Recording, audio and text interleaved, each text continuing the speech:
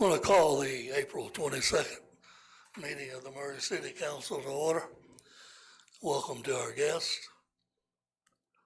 After a moment of reflection, I ask you to join Rose Elder as she leads us in the pledge.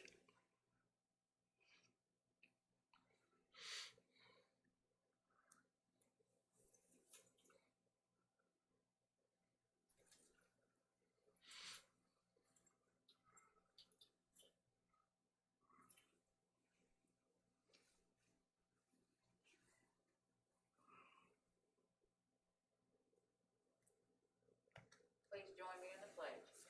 I Pledge allegiance to the flag of the United States of America and to the republic for which it stands, one nation, under God, indivisible, with liberty and justice for all.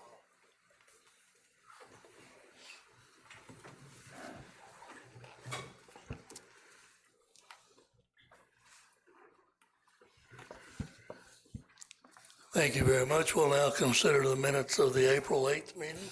So move. Have a motion and a second to approve the minutes. Any discussion, additions, or deletions? Not all in favor, please say aye. Aye. Any opposed likewise? Minutes are approved.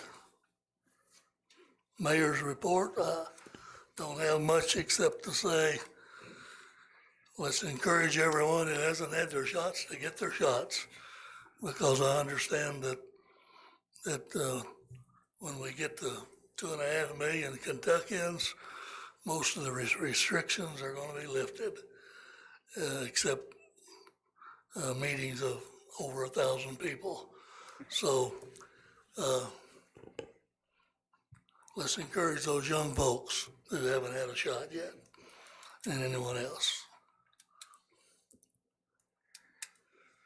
Mr. Boland, do you have a report from your committee meeting? Yes, sir. The Public Safety Committee met at 6:10 p.m. prior to the council meeting. Present were myself, John Mark Roberts, Jeremy Bell, Dr. Dan Miller, and Alice Rouse. We heard an update on our 16th Street Fire Station from Marissa Stewart, who shared progress with the project. We've got a projected completion date of June 28th this summer. We're at 50% complete so far, and after completing the station, we'll be demolishing the old station.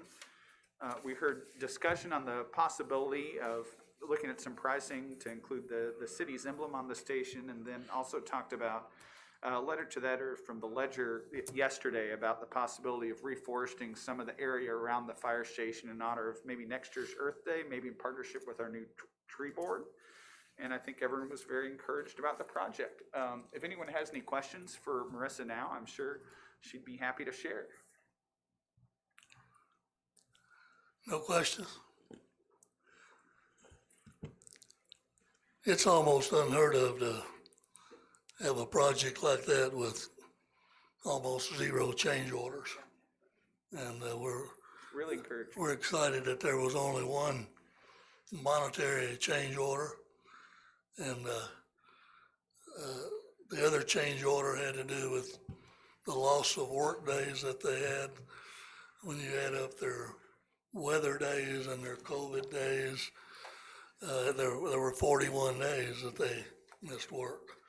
And so that's the only other change order that we've had. And so that says a lot for our architect and for our folks here who are working on that project, to try to get it like you want it to start with. After they finish the building, we will have to remove the asbestos from the old building, tear it down, and they'll be putting in the parking lots and sidewalks and green areas. When they finish all that, I would suppose, Mr. Boland, that if there's area around there for a little 5-year-old to plant trees, you're welcome to come do it. Sounds great. Thank you. That concludes my report. Each year, Murray Main Street is required to give an annual report. We're a little late this year because of COVID, but tonight I've asked Dina Wright to give the 2020 report on Main Street. Nina? Evening. Good evening. Thank you for having me. It's been a while since I've been here. I think last year when I was ready to come up here, I just had to email all the information to Jim and he sent it to you. So it's been a while since I've been here and I appreciate coming before you. I have handed everyone out a little packet of information. So this is what I'm going to touch on tonight. There are 3 items in there. The first one is my annual report. The second one would be a list of events, and the third one is the one with a little shield on it, and we'll talk about that here in just a few minutes. So first off is the annual report, and I just want to say 2020 was a very interesting year, especially after such an active 2019. We had many activities, many events. Seemed like 2019, number 1 went forever and number 2 went too quickly. So, and so 2020 was kind of, it was obviously everything changed. We started out really well and then in March it kind of went downhill. So I'm going to talk about that year and what we did and what we accomplished in the year. First off, I'd like to say, tell you a little bit about what's on the horizon. It's on the second page, and I'm not going to read it to you, but I'll just give you a little bit of highlights. We do have 4 committees that pretty much run everything: organization, design, economic vitality, and promotions, and they all have their certain jobs. Economic vitality is actually working to identify funding sources for activities that we're doing, whether it be to help with the properties that Murray Main Street owns or to recruit and retain our downtown businesses. So that's kind of what they do. They're also developing business tools to help our downtown businesses. Design committee, they're really more in tune with what the downtown looks like. We have an alley that we lease. I don't know if a lot of people understand that we have property that we lease from other people. The alley is the space between the bullpen and the Peel and Holland building, and we do lease that property. We also take care of the property, the parking lot at the corner of 4th Street and Walnut. That's right next to the Murray Shoe Repair, and we maintain that property so that our downtown business owners and patrons of our downtown can park there. So design, make sure that everything is looking good. We're going to be working with the Economic Vitality Committee on a big project that's coming up. Organization, we are membership based because for anyone who doesn't understand, we get less than a quarter of our budget from the city and we have to raise the rest of it. So we do that through membership and events and fundraisers. And then promotions, they kind of took a break last year, if you will, but this year we have great plans and we're going to be moving forward with those, and I'll talk a little bit about that. On page 3 is our economic impact. I'm going to explain this to you. Statistics are kind of confusing for some people, and it gets really confusing when you're sitting back there and you're working on everything that you have to report to the state. So I did not give you this because I know you don't care, but this is a very thick piece of paper. This whole thing tells us how we're supposed to look at our statistics. I did give one to Pat because she's on this committee, but what we have to do is we have to keep up with all the statistics for downtown. We keep up with how much public investment every year has been made. Public investment being what the city is invested in the downtown, with the state government, with the federal government, what the Convention and Visitors Bureau, because they are also public because they're a governmental entity. All of that investment is in public money. The $25,000 that we get and we have gotten for the last 20 plus years, which amounts to about $550,000 in investment through Main Street for our downtown that the city has given Main Street, that is also within the public realm of money. And then of course we've got the private investors, the Swan Warehouse people, Peel and Holland, First Baptist Church. They built 2 big buildings in the last 20 years, and that is private investment. So in looking at the numbers here on page 3, you can see that since 2000, it's a big number, almost $32 million. That's public and private investment. That's not $32 million that the city gave Murray Main Street. It's $32 million that all of those people together invested in our downtown. I also went with the last 5 years because I wanted you to see that in 5 years, we've had almost $17 million in investment. Think about that. We have a new building, Peel and Holland, that was millions. We had a new church building that was millions. Swan Warehouse was millions. So all of those, and then some smaller pieces within that investment-wise was brought in our downtown. Now, COVID hit. You'd think that would have stopped. We were very lucky in that it did not. We had almost $445,000 of investment in our downtown, which is really good considering the year that we had. We had a total of net of 5 new businesses came downtown, which is also interesting because a lot of businesses were closing up around the country, around the world, and we had new business come downtown. So that was a great thing to see. I was very happy about it, and I'm sure everybody else was happy to see that. A total new jobs, net jobs of 33 in our downtown historic district, which is wonderful for the year. Now, I will tell you, within those statistics, there are other things that we have to keep up with. We keep up with every building that is in our historic district, and there are over 200 buildings. We have a building inventory on that, and within that building inventory, we have to keep up with how many square feet there are. Is it used properly? Is there unutilized space? What's the price per square foot rent? You know, all of those things come together, and I'm not going to, I'll be happy to show this to you, but this is a little tiny print, and this is what I have to fill out for this state, and this actually goes to the federal government as well. So it's a pretty big deal for us, and we keep up with that for the city of Murray and for our downtown to make sure that those statistics are there. Similar to the census, if they don't know what we have, we're not going to be eligible for grants in the future. Moving on, I'm not going to read this for you verbatim. I mean, you can take it home, and when you're, you know, as I always say, if you can't sleep, open it up. It'll put you to sleep, I'm sure. We had some great accomplishments in downtown during COVID. We worked on our pocket park, as I said, Imagination Alley between the Bullpen and Peel and Holland. We added some new signage. It was welcome to downtown Murray, and then the historic post office, a historic signage that popped up one day.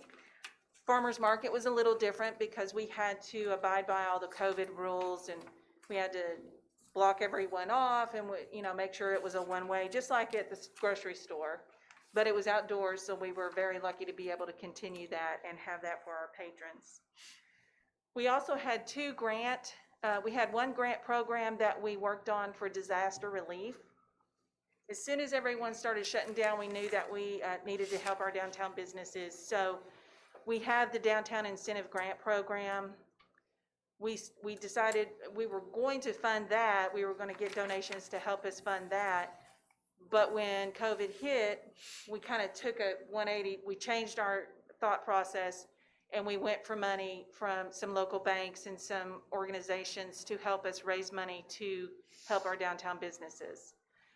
We got $6,500, and then we added some more to that. So we gave out over $8,100 to our downtown businesses through this program. The money was donated by March 31st. By April 10th, it was in all of our downtown business owners' hands to look at.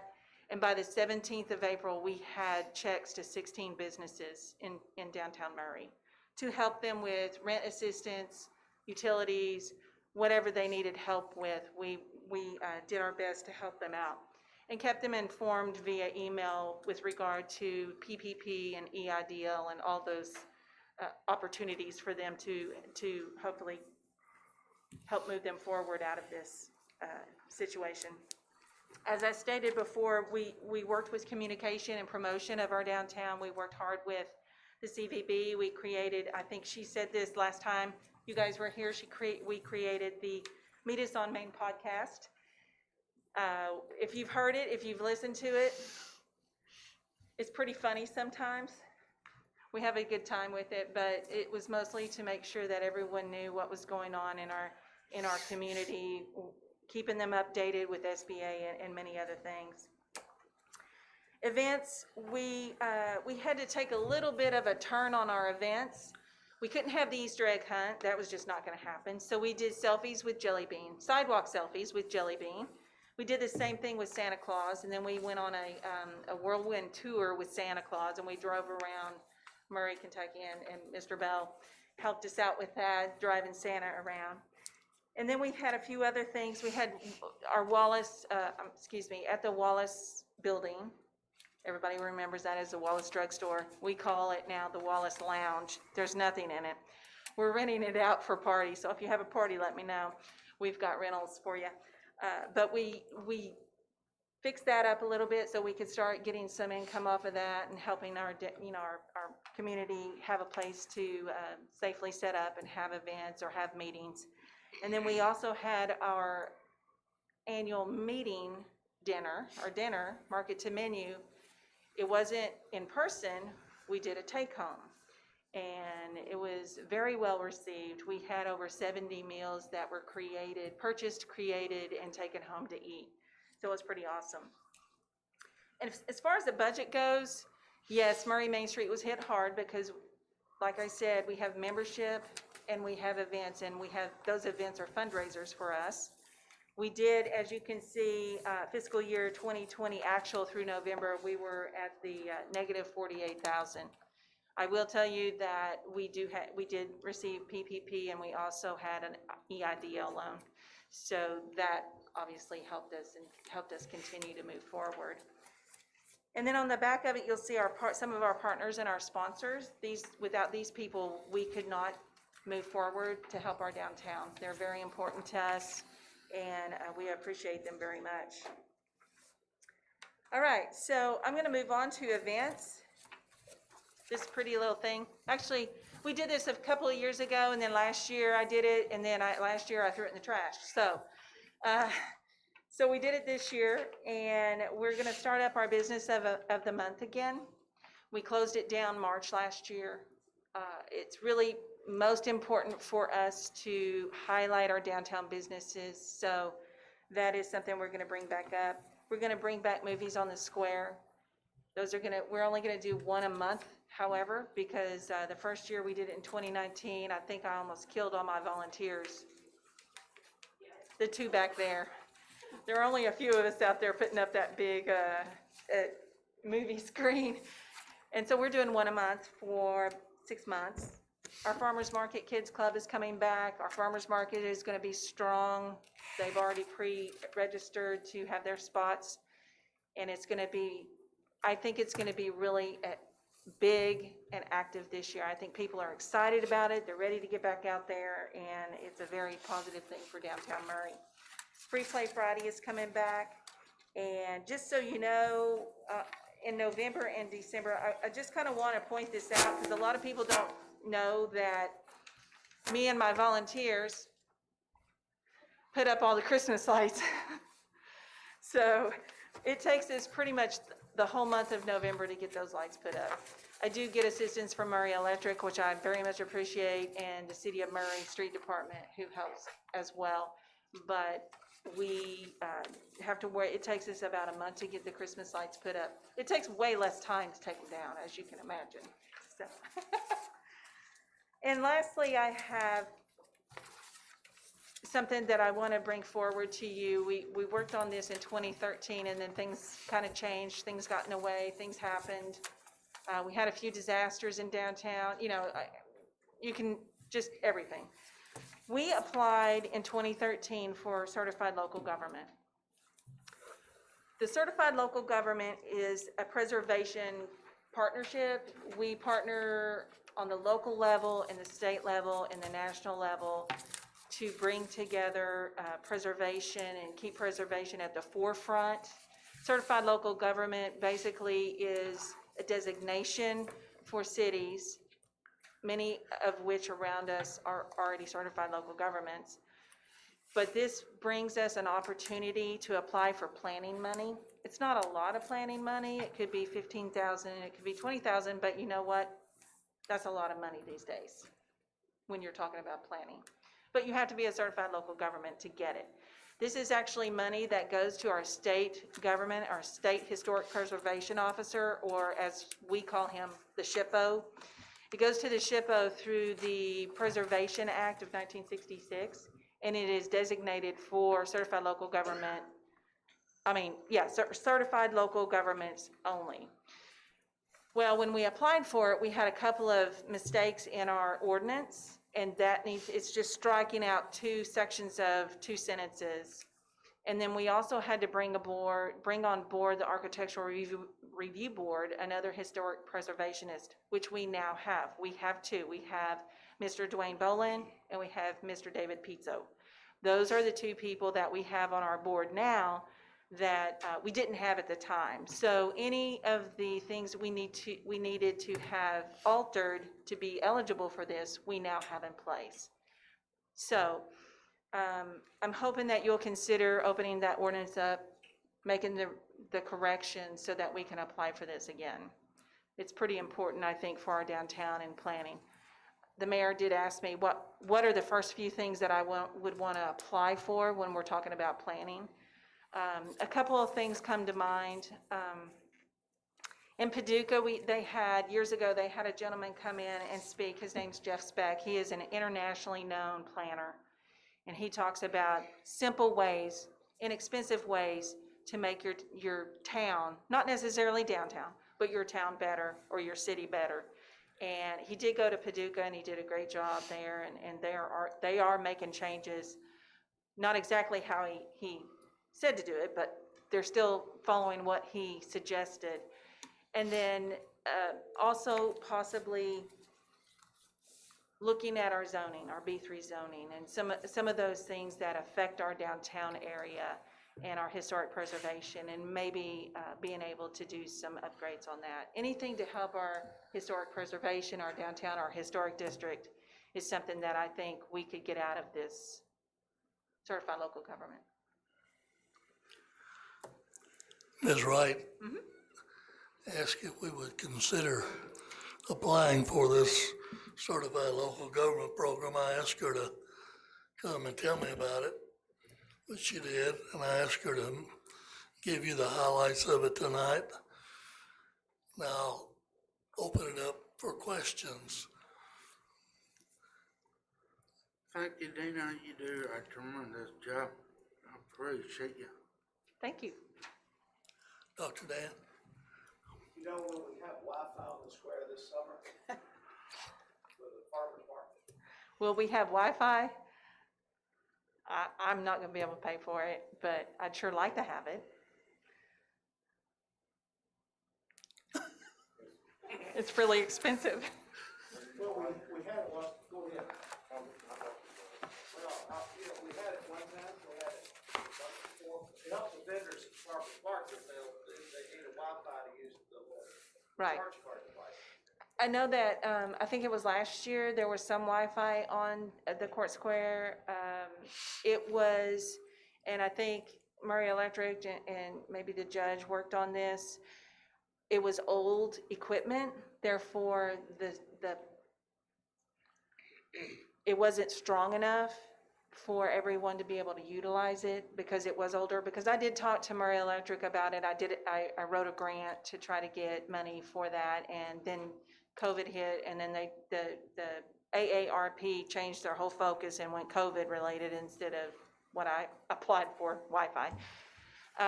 So I talked to Murray Electric and they told me that it was older equipment and it wasn't going to be able to cover the whole Court Square. It was only on one side. So what happened was my vendors who use Square, which is what everyone any vendor that takes credit card or debit card or whatever, they use the Square, and it's very easy for them to get and easiest thing for them to do. Well, you have to have Wi-Fi if you don't pay for, Wi-Fi on your system. So I had vendors walking all the way from the end of Fifth Street over to stand in the grass in the courthouse lawn just to be able to use the Wi-Fi because that's the only place they could get service. So I know that someone said maybe that there weren't a whole lot of people using it, but that's because they had to go stand in the lawn to use it. Sorry, but that is the truth. It would be very helpful for our downtown, not only for the farmer's market, but for anyone visiting downtown to be able to have Wi-Fi. Not necessarily for the businesses to use Wi-Fi, because obviously it's not going to be secure for them, but for their customers to use Wi-Fi. It'll keep people down here longer, I think. And I'd love to have it downtown. I am going to write another grant for it and hopefully eventually get a grant for it. But until that time, I can tell you it's going to be at least $30,000 to do that. The comment I would make regarding that, Dr. Miller, would be, I anticipate in May, we'll be having some discussions on some things that we might be able to do with some recovery money that could possibly be one of those things. Let's discuss. I think that's something we definitely need to do. Okay. I just need a lot more information about it. You've heard, Question to Dana. Yes, sir. I think you were talking about the certified local government program. Some questions about that. The 5 bullet points that you've got listed that you're required to do. So you've taken care of all of those bullet points and Yes. all those activities on your department, like your program to keep up with and all that stuff. Yes, we do all of that. You do all of that. Is there any additional funding or anything on the city's part? No, thank you for asking that. I should have mentioned that. Everything that the city has to do, they've already done. So the code enforcement board and the code enforcement officers are already in place. The architectural review board and the board and the ordinance is already in place. And the procedures that are required for those boards to work are already in place and everything's taken care of. So there are no additional costs for the city because that's already been taken care of in your day-to-day activities as the city of Murray. So at this point, you're working with the mayor and him to give approval to apply for this, or where are we at in the process of making this happen? So we need to open, I'm going to say open up, I don't know the technical words, but we need to open the ordinance back up for the architectural review board, and we need to omit in 2 sentences a section that says and/or Murray Main Street manager. That has to come out, and that is all that has to be done on the city level. And then I am happy to put together the application. Of course, I believe the mayor has to sign it, but I'm happy to put the application in because I have all of the documentation needed for that application. I guess my question is to the mayor, are you in the process of working with her to make this happen, or do you need council's directive, or where are we at? I wanted her to bring us the information to see if we wanted to pursue it, or if you want to think about it. If you want to pursue it, then we would need to update our ordinance. I was not able to learn of any downside to applying for this. So if there's an upside and no downside, then I'm okay to pursue it. So, You need a motion to proceed. beg pardon? You need a motion to proceed with this, or? If the council, yes, sir. If you want to proceed with updating the ordinance for the first reading. I would so move that we proceed with updating the ordinance to Okay, qualify for the certified local. Second. we have a motion and a second to look at upgrading our ordinance for a first reading regarding an application to participate in the certified local government program, okay? Any discussion? All in favor, say aye. Aye. Any opposed? Thank you. Now, thank you, Dina. Yes. Speaking of downtown, Ms. Rouse, I understand that all your planners have been adopted. That is correct. It's been And- taking us about 2 years to get them adopted, but we finally got them adopted. All of them have been, and I'm looking forward for them having some spring planting. And I compliment Mr. Osborne on working with the water department to get water spigots downtown. They can be locked, and only those people that are watering the plants can open them.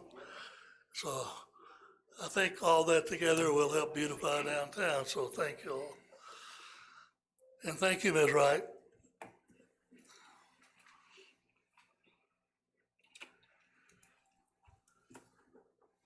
Last meeting, we declared a piece of property surplus out on 94 East. Danetta, could you bring us up to date on that?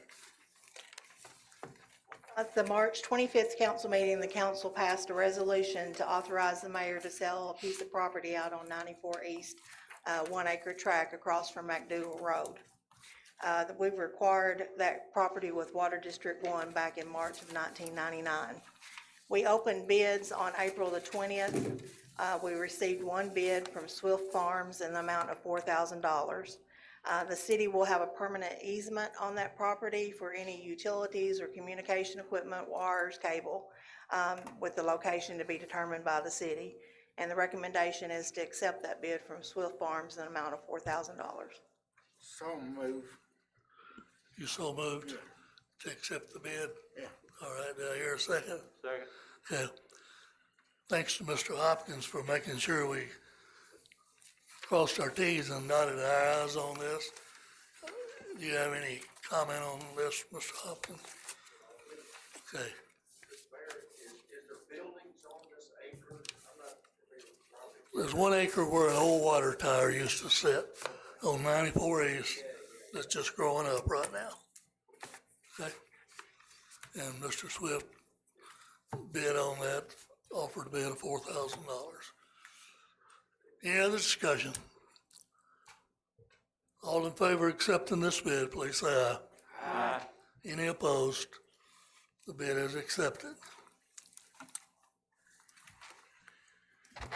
I have no other items on the agenda tonight. Mr. Mayor, if there's no other items on the agenda, I move we adjourn. Second. Have a motion and a second to adjourn